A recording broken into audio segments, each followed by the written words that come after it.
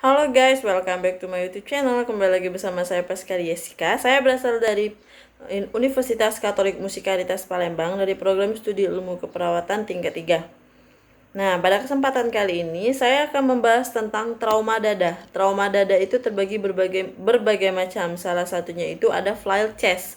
Saya akan menjelaskan sedikit tentang flail chest. Tapi sebelum kalian menonton lanjut video ini, kalian harus tekan tombol like, komen, dan juga subscribe ya. Jangan lupa. Flail chest. Flail chest itu terjadi ketika dua atau lebih kosta yang berurutan mengalami fraktur pada dua atau lebih tempat atau ketika sternum itu lepas. Fraktur itu adalah patah tulang. Segmen yang patah kehilangan kontinuitas dengan dinding dada dan mengakibatkan perubahan tekanan intratorakal melalui gerakan paradoksal.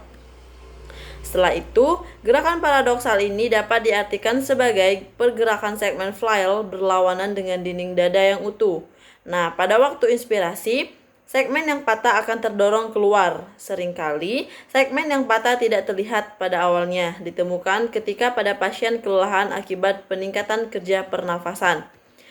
Kemudian ada tanda dan gejala dari flail chest. Yang pertama itu nyeri dada dan krepitasi tulang. Yang kedua itu distres respirasi, dyspnoe, takipnoe, dan kegagalan respirasi mungkin terjadi. Ketiga itu ada hemotorak dan pneumotorak. Keempat ada pergerakan dinding dada asimetri atau pergerakan paradoksal. Dan yang kelima itu kemungkinan emfisema subkutan.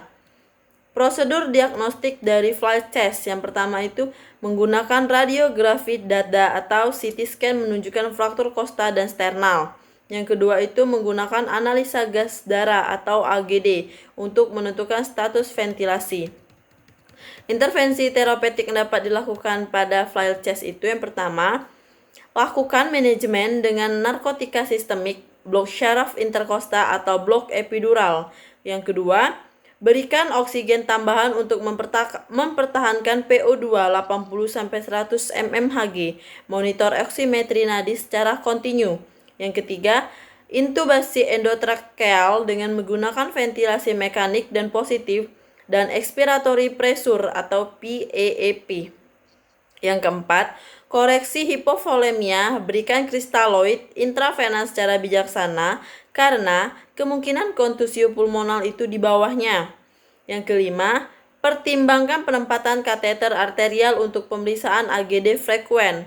Yang keenam, persiapan untuk rawat inap atau pindahkan di fasilitas penanganan khusus. Yang ketujuh, antisipasi kemungkinan pembedahan untuk fiksasi internal segmen yang patah.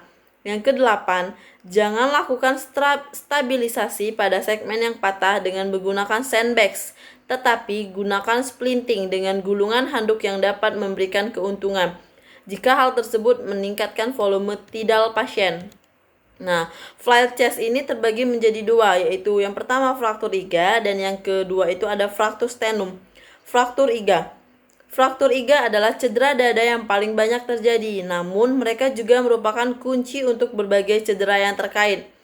Sedangkan fraktur sternum itu adalah cedera langka dengan insiden kurang dari 0,5% dan seluruh fraktur dan kurang lebih 3-8% pada trauma tumpul dada.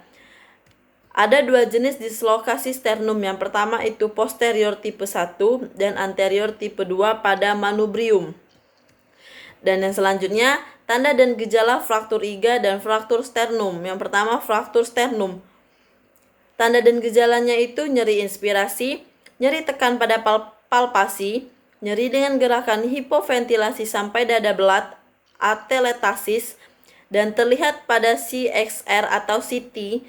Dan yang terakhir, kontusio memar itu dapat terjadi. Tanda dan gejala fraktur sternum ada nyeri, gerakan sternum dengan pernapasan, defek yang teraba, suara serak, stridor, perubahan kualitas suara yang merupakan indikasi edema cedera napas. Patofisiologi dari flail chest. Flail chest ini dapat terjadi ketika dua atau lebih kosta yang berurutan itu mengalami fraktur pada dua atau lebih tempat, atau ketika sternum lepas, segmen yang patah dan kehilangan kontinuitas dengan dinding dada dan mengakibatkan perubahan tekanan intraoktaral intratorakal melalui gerakan paradoksal. Nah, gerakan paradoksal ini juga dapat diartikan sebagai pergerakan segmen flail berlawanan dengan dinding dada yang utuh, dan pada saat inspirasi itu segmen yang patah ini bergerak ke dalam. Padahal normalnya itu bergerak keluar. Saat ekspirasi segmen yang patah akan terdolong keluar, dan kerja pulmonal pun terganggu akibat cedera pulmonal di bawahnya lebih signifikan. Flail chest ini juga disebabkan oleh trauma tumpul yang dapat mengganggu kelangsungan struktur dinding dada. Biasanya, segmen flail ini terjadi ketika dua atau lebih dan tidak melekat pada sangkar toraks dan menghasilkan segmen dinding dada yang mengambang bebas. Mungkin hanya itu saja materi yang bisa saya sampaikan. Lebih dan kurangnya mohon maaf karena saya juga masih belajar. Terima kasih.